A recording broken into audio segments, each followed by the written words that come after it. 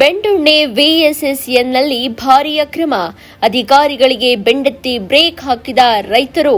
ನಕಲಿ ಠೇವಣಿ ಬಾಂಡ್ ಮಾಫಿಯಾದಿಂದ ಬೀದಿಗೆ ಬಿದ್ದ ಬಡ ಕುಟುಂಬಗಳು. ಮುಗ್ಧ ಜನರಿಗೆ ನಕಲಿ ನಿಶ್ಚಿತ ಠೇವಣಿ ಬಾಂಡ್ ವಿತರಿಸಿ ವಂಚನೆ ಮಾಡಿದ ಅಧಿಕಾರಿಗಳು. ಬೀದಿಗೆ ಬಿದ್ದ ಬಡ ಕುಟುಂಬಗಳ ಗೋಳು ಕೇಳೋರ್ಯಾರು ಅನ್ನುವಂತಾಗಿದೆ. ಇಲ್ಲಿನ ಅಧಿಕಾರಿಗಳು ಸಹಕಾರ ಕ್ಷೇತ್ರಕ್ಕೆ ಕಪ್ಪು ಮಸಿ ಬಳಿಯಲು ಬಿಗ್ ಪ್ಲಾನ್ ಅನ್ನ ರೂಪಿಸಿದೆ.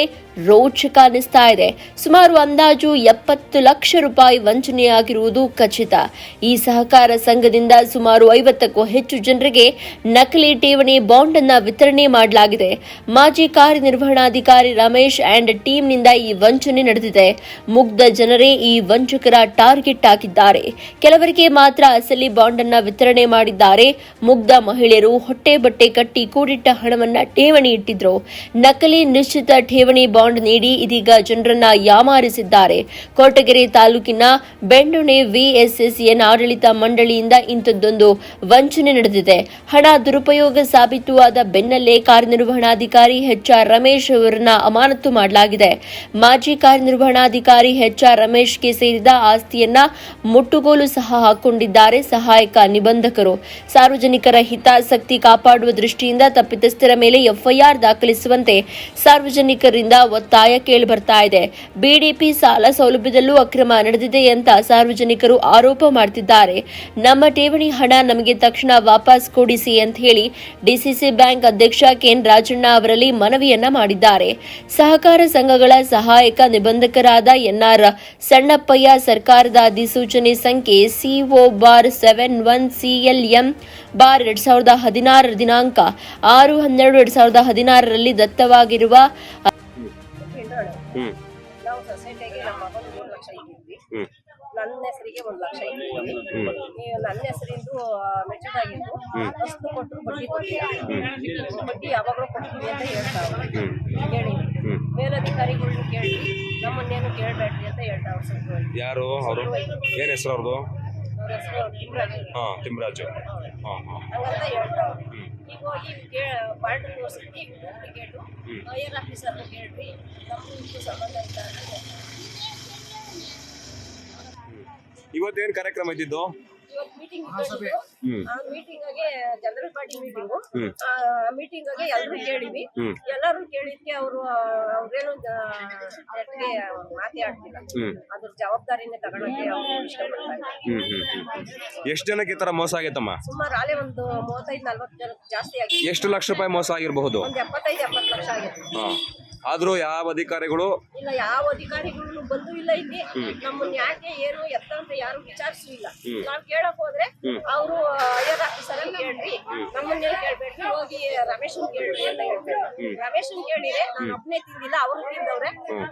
ಅವ್ರನ್ನ ಕೇಳ್ರಿ, ನನ್ನ ಸಸ್ಪೆಂಡ್ ಮಾಡಿದ್ರೆ ನಾನೇನು ಹೇಳಕ್ ಬರಲ್ಲ, ನಾನ್ ಕೊಡಕ್ ಬರಲ್ಲ ದುಡ್ಡ, ಅವ್ರನ್ನ ಕೇಳ್ರಿ ಅಂತ ರಮೇಶ್ ಹೇಳ್ತಾರೆ. ಅಂದ್ರೆ ರಮೇಶ್ ಅವ್ರು ಯಾರ ಮೇಲೆ ಆರೋಪ ಮಾಡ್ತಾವ್ರ ಈಗ? ರಮೇಶ್ ಸೂಪರ್ವೈಸರ್ ಮೇಲೆ ಹೇಳ್ತಾವ್ರೆ. ಯಾರು? ತಿಮ್ರಾಜ್ ಮೇಲೆ ಹೇಳ್ತಾವ್ರೆ. ಅವರು ಇದರಲ್ಲಿ ಶಾಮೀಲ್ದಾರ.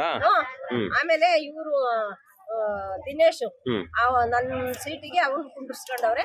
ಅವ್ರನ್ನ ಕೇಳ್ರಿ, ದುಡ್ಡು ಕೊಡ್ತಾರೆ, ಸೊಸೈಟಿಗೆ ಐತೆ ದುಡ್ಡು, ಅಸಲು ಬಡ್ಡಿ ಎಲ್ಲ ಅವರೇ ಕೊಡೋದು, ನಮ್ಮನ್ನ ಕೇಳ್ಬೇಡ್ರಿ ಅಂತ ಹೇಳಿ.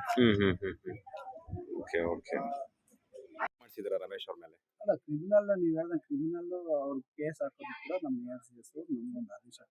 ಅಲ್ಲ ಸರ್, ಈಗ ಸಾರ್ವಜನಿಕರಿಗೆ ಈಗ ಬೆಂಡೋಣೆ ವ್ಯಾಪ್ತಿನಲ್ಲಿ 100 ಜನ ರೈತರಿಗೆ ಈ ತರ ಸಮಸ್ಯೆ ಆಗಿದೆ. ಸರಿ, ಸುಮಾರು ಅಂದಾಜು 75 ಲಕ್ಷ, ಅದು ಹೆಚ್ಚಿಗೆ ಇರ್ಬೋದು ಕಡಿಮೆ ಇರ್ಬೋದು, ಸಮಸ್ಯೆ ಆಗಿದೆ. ಈ ತರ ನಮ್ಗೆ ಕಣ್ಣೋಟ ಕಂಡ್ಬಂದಿದೆ ಅಥವಾ ಮಾಹಿತಿ ನಾವು ಗ್ರಹಿಸ್ಕೊಂಡಿದೀವಿ. ಈ ಒಂದು ವಿಚಾರವಾಗಿ ಇಟ್ಕೊಂಡು ತಮ್ಮ ಸಂಸ್ಥೆಯಿಂದ ಅವ್ರ ಮೇಲೆ ಎಫ್ಐಆರ್ ಆಗಿದ್ಯಾ? ಇಲ್ಲ, ಎಫ್ಐಆರ್ ಆಗಿದೆ. ಯಾಕೆ ಮಾಡಿಸಿಲ್ಲ ಸರ್? ನಾವು ಎಆರ್ ಕಚೇರಿಗೆ ದಾವತ್ ಹಾಕಿಸಿದ್ವಿ. ಅಲ್ಲ, ಎಆರ್ ಕಚೇರಿ ಬಿಟ್ಟು ಎಫ್ಐಆರ್ ಮಾಡಿ ಅವ್ರ ಮೇಲೆ ಅಂತ ನಾವು ಆದೇಶ ಕೊಟ್ಟಿದ್ವಿ. ನಾವು ಅವ್ರಿಗೆ ಅವ್ರ ಮೇಲೆ ಕ್ರಿಮಿನಲ್ ಕೇಸ್ ದಾವತ್ ಹಾಕಿಸ್ತೀವಿ. ಆಗ್ಲಿ ಸರ್, ಈಗ ರೈತರಿಗೆ ಅನ್ಯಾಯ ಆಗಿರೋದಲ್ವಾ? ತಮ್ಮ ಸಂಸ್ಥೆ ಯಾಕೆ ಕೆಲಸ ಮಾಡ್ತಾ ಇಲ್ಲ? ಯಾಕೆ ಜಾಡ ನಿದ್ರೆನಲ್ಲಿ ಇದ್ದೀರಾ ನೀವು? ಕೆಲಸ ಕಾನೂನು ಕ್ರಮ ತಗೊಂಡಿದ್ದೀವಿ ಅವ್ರು.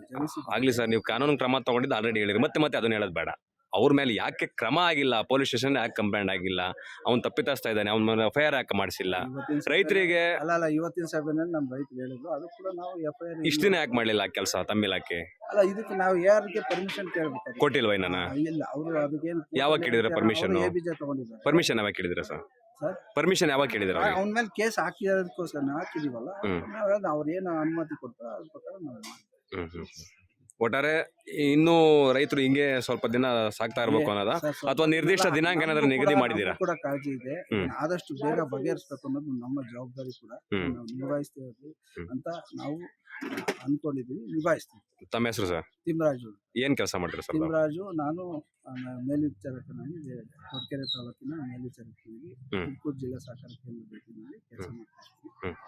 ಆ ಒಂದು ಇದರಲ್ಲಿ ನಮ್ಗೆ ಈ ಒಂದು AR ಸಾಹೇಬ್ರೆ ನಮ್ಮ ಒಂದು ವಿಶೇಷಾಧಿಕಾರಿಗಳಿಗೆ ಆದೇಶ ಆಗಿ ಅದ್ರ ಪ್ರಕಾರ ಅವರ ಒಂದು ಆದೇಶದ ಪ್ರಕಾರ ನಾನು ಕೂಡ ಇಲ್ಲಿ ಕೆಲಸ ಮಾಡ್ತೀನಿ. ಸರಿ ಸರ್. ಸಿದ್ಲಿಂಗಮ್ಮ, ಹೇಳಿಮ್ಮ, ಏನ್ ಸಮಸ್ಯೆ? ಏನ್ ಸಮಸ್ಯೆ ಅಂದ್ರೆ ನಾವು ದುಡ್ಡು ಇಕ್ಕಿದೀವಿ ಸರ್, ಎಲ್ಲಿ? ಎಲ್ಲಿ ಸೊಸೈಟಿಯಲ್ಲಿ ಇಕ್ಕಿದೀವಿ ಸರ್. ಹ್ಮ್. ಅವು ಬಾಂಡ್ಗಳು ಸರಿಯಾಗಿ ಕೊಟ್ಟಿಲ್ಲ ನಮ್ಗೆ. ಹ್ಮ್. ಎಲ್ಲ ಡೂಪ್ಲಿಕೇಟ್ ಅಂತ ಕೊಟ್ಬಿಟ್ಟಿದ್ದಾರೆ. ಹ್ಮ್. ಇವ್ರನ್ನ ಸೂಪರ್ವೈಸರ್ನ ಕೇಳಿದ್ರೆ ಇದಕ್ಕೂ ನಮಗೂ ಸಂಬಂಧ ಇಲ್ಲ, ಹ್ಮ್. ಇದಕ್ಕೂ ನಮಗೂ ಸಂಬಂಧ ಇಲ್ಲ. ಇವ್ರ ಹತ್ರ ಹೋಗಿ ರಮೇಶ್ ಅವ್ರ ಹತ್ರ ಹೋಗಿ ಕೇಳಿದ್ವಿ ಅಂತ ಅವ್ರು ಹೇಳ್ತಾರೆ. ಹ್ಮ್. ಅವ್ರ ಏನ್ ಹೇಳ್ತಾರೆ ಅಂತಂದ್ರೆ, ಹ್ಮ್. ಅವರು ನಾನು ಮನೆಗ್ ಬಂದ್ಬಿಟ್ಟಿದ್ದೀನಮ್ಮ, ನಮ್ಮ ಮನೆಗ್ ಬಂದ್ ನೀನ್ ಕಟ್ಟಿದ್ಯಾ ದುಡ್ಡ? ಯಾರ ಹತ್ರ ಹೇಳ್ತಾರದು? ಯಾರು? ರಮೇಶ್.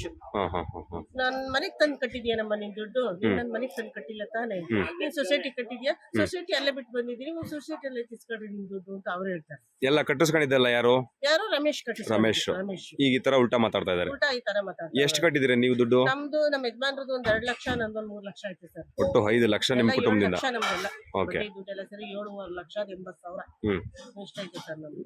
ನಾವು ನನ್ನ ಮೊಮ್ಮಗಳದ್ದು ಎಜುಕೇಶನ್ಗೆ ಅಂತ ಹೇಳಿ ನಮ್ಮ ಅಳಿಯರು ನನ್ನ ಕೈಗೆ ಕೊಟ್ಟು ನನ್ನ ಹತ್ರಲ್ಲೇ ಎಕ್ಸಿಬಿಸಿದ್ರು ನಮ್ಮ ಅಳಿಯವರು. ಬಿಡಕ ಮದ್ವಿಗೆ ಏನಾನ ಇದಾದ್ರೆ ಎತ್ಕೊಳೋಣ ಅಂತ ಹೇಳ್ಬಿಟ್ಟು ಅವ್ಳು MCA ಮಾಡ್ತಾವಳೆ. 5 ಲಕ್ಷ ಕೊಡ್ರಿ ಅಂತ ಕೇಳಿದ್ರೆ ನನಗೆ ಕೊಡ್ಲಿಲ್ಲ.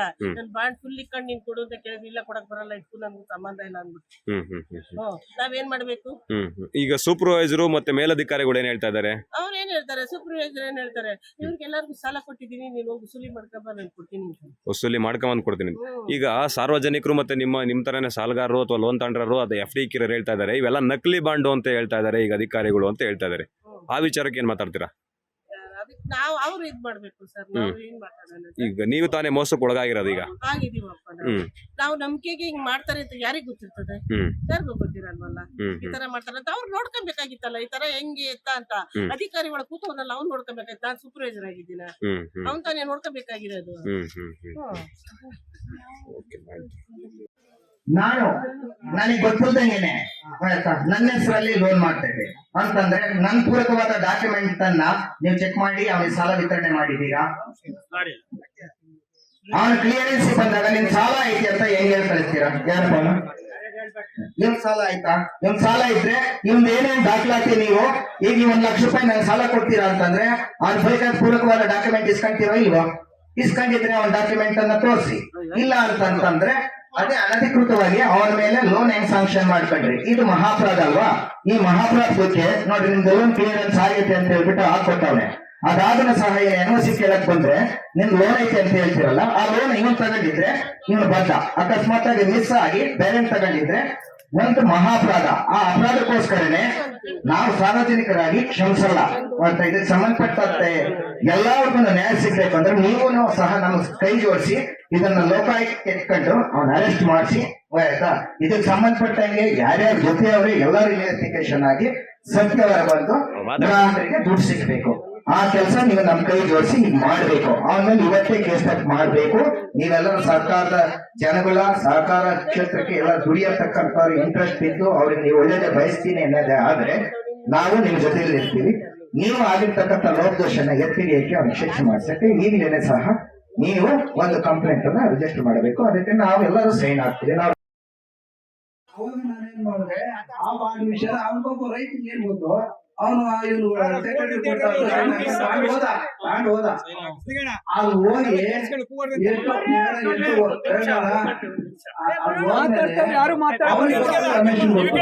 ಮಧ್ಯದಲ್ಲಿ ನಾನು ಲೆಕ್ಕ ಕೇಳಿದಾಗ ಆ ಲೆಕ್ಕ ಎಲ್ಲ ಕರೆಕ್ಟ್ ಆಗಿ ಬರ್ದಿತ್ತು. ಅವನು ಆ ರೈತನಿಗೆ ದುಡ್ಡು ಕೊಟ್ಟಿರೋದು ಗೊತ್ತು, ರಮೇಶ್ ದುಡ್ಡು ತಗೊಂಡಿರೋದು ಗೊತ್ತು.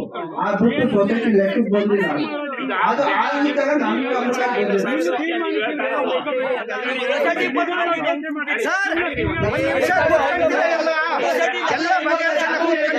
ಅದನ್ನ ಹೇಳ್ತೀನಿ. ಹಿಂಗ್ ಕೇಳಿದ್ರೆ For ಗೊತ್ತಾಗಲ್ಲ example, ಅವ್ರಿಗೆ. ನಾನು ಒಂದ್ ಮಾತು ಹೇಳ್ತಾ ಇದ್ದೀನಿ. ಅದೇ ನೀವು ಹೇಳಿದ್ರಿ ಎಲ್ಲಿ ಮಲ್ಲೇಕಾವು ದೇವಸ್ಥಾನದ್ದು ಒಂದು ಇದು. ನನಗೂ ಕೂಡ ಅವತ್ತೇ ಆ ಬಾಂಡು ಹೇಳ್ತೀವ, ನಮಗೂ ಕೂಡ ಅವತ್ತೇನೆ ಆ ಬಾಂಡ್ ಸಿಕ್ಕಿದಾಗ ಪ್ರತಿ ಮನೆ ನಾನು ಹೋಗಿದ್ದೀನಿ. ಇಲ್ಲೇ ಬೆಂಗಳೂರಿಗೂ ಪ್ರತಿ ಒಂದು ಮನೆಗೂ ನಾನು ಕೇಳಿ ಹೋದಾಗ ಇವ್ನ ಬಂಡವಾಳ ನಂದು ಅಲ್ಲಿ ಪ್ರೂಫ್ ಸಿಕ್ತು. ಪ್ರೂಫ್ ಸಿಕ್ಕಿದ್ರೆ ಸಸ್ಪೆಂಡ್ ಮಾಡಿದ್ರು. ಸಸ್ಪೆಂಡ್ ಮಾಡಿದ್ರೆ ಕೋರ್ಟ್ ಎಲ್ಲಿಗೂ ಬಂದಿಲ್ಲ ಸರ್, ನಾವು ಬಂದು ಕೇಳಿ ಮಾತ್ರ ಮಾತಾಡೋರು.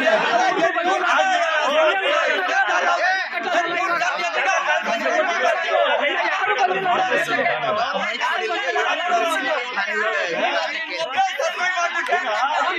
ಅಷ್ಟೇ ನಮ್ಮ KN ಸಾಹೇಬರು ಬೇಗನೆ ನಮಗೆ ನ್ಯಾಯ ಕೊಡಿಸ್ತಾರೆ ಅಂತ ಅವರು ಸಹ ಅಂದುಕೊಂಡಿದ್ದಾರೆ. ಅವರ ವಿಶ್ವಾಸವನ್ನ ಗೆಲ್ತೀರಾ ಅನ್ನೋದ್ರ ಮೂಲಕ ನಾನು ಈ ಸಹಕಾರ ಕ್ಷೇತ್ರ ಅಧ್ಯಕ್ಷರ ಸಾಹೇಬರ ರಾಜಣ್ಣ ಅಂತ 2 ಲಕ್ಷಕ್ಕಿದ್ವಿ. ಗೌಜ್ಗಲ್ಲು ಬಂಡೆ ಚಚ್ಚಿ ಇಕ್ಕಿದ್ದೀವಿ. ಏನಾಗಿದೆ ಈಗ? ಏನಾಗಿತ್ತೋ ಗೊತ್ತಿಲ್ಲ ಸರ್, ಅದು ಇಲ್ಲ ಅಂತ ಹೇಳ್ತಾರೆ ಇಲ್ಲಿ. ಯಾವಾಗ ಇಟ್ಟಿದ್ದೀರಿ ನೀವು ಬಾಂಡು? ಒಂದು 3 ವರ್ಷದಿಂದ 1 ವರ್ಷದಿಂದ. ಈಗ VSSN ಅವರ ಅಧಿಕಾರಿಗಳು, ಮೇಲಧಿಕಾರಿಗಳು ಇದಾರಲ್ಲ, ಅವ್ರು ಹೇಳ್ತಾ ಇದಾರೆ ಇವೆಲ್ಲ ನಕಲಿ ಬಾಂಡು ಅಂತ ಹೇಳ್ಬಿಟ್ಟು. ಹೌದು ಸರ್, ಹೇಳ್ತಾ ಇರೋದು ಹಂಗೆ. ಅವ್ರ ಮೇಲೆ ಹೋಗಿ ಅವಾಜ್ ಹಾಕ್ರಿ ಅಂತ ಹೇಳ್ತಾ ಇದ್ದಾರೆ. ಯಾರ ಮೇಲೆ? ರಮೇಶ್ ಏನಾಗಿದ್ರಿ ಇಲ್ಲಿ? ಇಲ್ಲಿ ಸೆಕ್ರೆಟರಿ ಆಗಿದ್ರು ಸರ್ ಮೊದ್ಲು. ಇವರು ಇದನ್ನ ಮಾಡಿದ್ರು. ಈಗ ಎಲ್ಲಿದ್ದಾರೆ ಅವರು? ಅವ್ರ ಹತ್ರ ಇದ್ದಾರೆ ಸರ್. ಯಾಕೆ ಸಸ್ಪೆಂಡ್ ಮಾಡ್ಯಾರ. ಏನಕ್ಕೆ ಸಸ್ಪೆಂಡ್ ಮಾಡಿದ್ರು? ಅದೇ ದುಡ್ಡು ಅನುಮತಿ ಮಾಡವ್ರೆ ಅಂತ ಸಸ್ಪೆಂಡ್ ಮಾಡಿದ್ರು. ಎಷ್ಟು ಜನಕ್ಕೆ ಈ ತರ ಆಗಿದೆ ಮೋಸ ಆಗೈತೆ ಸರ್, ಒಂದು 35 ಜನ 40 ಜನ, ಎಲ್ಲ 60-70 ಜನ ಆಗಿದೆ ಎಲ್ಲ ಈ ಒಂದು ವ್ಯಾಪ್ತಿನವರೇನಾ? ಹೌದು ಸರ್. ಎಷ್ಟು ಲಕ್ಷ ಮೋಸ ಆಗಿರ್ಬೋದು ಅಂದಾಜು? ಒಂದು 60 ಲಕ್ಷ 70 ಲಕ್ಷ ಆಯ್ತು. ನೀವೆಷ್ಟು ದುಡ್ಡು ಇಕ್ಕಿದ್ರಿ? ನಾವು 2 ಸರ್. ಏನು ಉದ್ದೇಶಕ್ಕೆ ಇಟ್ಟಿದ್ರಿ ನೀವು? ನಾವು ಏನೋ ಇಲ್ಲಿ ಸೊಸೈಟಿಯಲ್ಲಿ ದುಡ್ಡಾಗ್ಲಿ 10 ರೂಪಾಯಿ ಏನೋ ದುಡಿಮೆ ಹಾಕಕ್ಕೆ ಅಂತ ಇಕ್ಕಿದ್ವಿ ಸರ್. ಬಡ್ಡಿ ಎಲ್ಲ ಏನು ಯಾವ ತರ ಗೊತ್ತಿಲ್ಲ ಸರ್, ಅದು ಹೆಂಗ್ ಹಾಕೋರು. 2 ಲಕ್ಷ ಮಾತ್ರ ಇಟ್ಟಿದ್ದೀರಿ ನೀವು? 2 ಲಕ್ಷ ಸರ್. ಏನ್ ಕೆಲಸ ಮಾಡ್ತೀರಾ ನೀವು? ಬಂಡೆ ಕೆಲಸ ಮಾಡ್ತೀನಿ ಸರ್. ರೈತರು, ಬಂಡೆ ಕಾರ್ಮಿಕರು. ಹೌದು. ಏನ್ ಹೇಳ್ತಾ ಇದಾರೆ ಈಗ ಅಧಿಕಾರಿಗಳು? ಏನ್ ಹೇಳ್ತಾರೆ ಸರ್, ಇಲ್ಲಿ ಬಂದ್ ಕೇಳಿದ್ರೆ ಇಲ್ಲ ನಿಂದು ಅಂತ ಹೇಳ್ತಾ ಇದ್ದಾರೆ. ಇಲ್ಲಿ ಲೆಡ್ಜರ್ ಅಲ್ಲಿ ಬುಕ್ ಎಂಟ್ರಿ ಇಲ್ಲ. ಬುಕ್ ಅವರು ತಾಂಡೋಗ್ಯಾರ ಸರ್. ಯಾರು? ರಮೇಶ್ ಅನ್ನೋರು. ಲೆಡ್ಜರ್ ಬುಕ್ ನನ್ನ ಹತ್ರ ಫೋಟೋ ಹೊಡ್ಕೊಂಡ್ ಬಂದಿದ್ದೀನಿ. ಈಗ ಕೆಲ್ಸಕ್ಕೆ ಬರ್ತಾ ಇಲ್ವಾ ಅವರು VSSN ಗೆ? ತೆಗೆದಾಕೋರ ಸರ್. ಎಷ್ಟು ತಿಂಗಳಾಯ್ತಲ್ಲೇ? ಅಲ್ಲೇ ಒಂದು 5 ತಿಂಗಳು ಮೇಲಾಗೈತೆ. ಆದ್ರೂ ಈ ಒಂದು VSSN ಅವರು ಮುಖ್ಯಸ್ಥರು ಯಾರಿದೆ ಅಥವಾ ಮೇಲಧಿಕಾರಿಗಳಿದ್ರೆ ನಿಮಗೆ ನ್ಯಾಯ ಕೊಡ್ಸೋಂತ ಕೆಲಸ ಮಾಡ್ತಾ ಇಲ್ವಾ? ಇಲ್ಲ ಸರ್, ಯಾರು ಮಾಡ್ತಾ ಇಲ್ಲ. ಎಲ್ಲೆಲ್ಲಿ ಹೋಗಿದ್ರಿ ನೀವು? ಎಲ್ಲೆಲ್ಲಿ ಹೋಗಿದ್ರಿ ಅಂದ್ರೆ ಎಲ್ಲ ರಮೇಶ್ ಅಣ್ಣ, ಹೇಳಿ. ಸೋಮಣ್ಣವ್ರ ಹತ್ರ ಹೋಗಿದ್ವಿ. ಯಾರು ಸೋಮಣ್ಣ? ನಮ್ಮ ಮಲ್ಲಕ್ಕ. ಎಲ್ಲಾರನು ಕೇಳ್ತಾ ಇದ್ವಿ. ಚಂದ್ರಪ್ಪರ ಹತ್ರ ಹೋಗಿ ತಲೆ ಇದ್ವಿ. ಆದ್ರೂ ಅನ್ಯಾಯ ಆಗ್ತಾ ಇದೆ. ಆಯ್ತು ಬಿಡಿ, ಅಳ್ಬೇಡಿ ಬಿಡಿ.